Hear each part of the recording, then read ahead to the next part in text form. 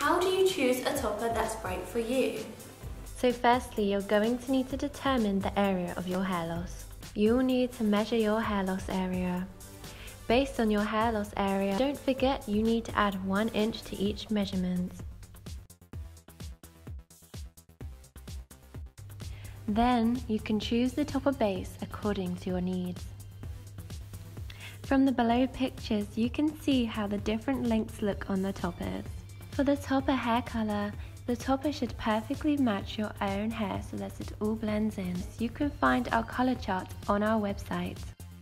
Or you can purchase our coloring to compare your hair. You can also send us a sample of your hair for us to match your exact color. For the base type material, we have lace, monofilament, and silk top bases. We hope this video helped you with choosing your first topper.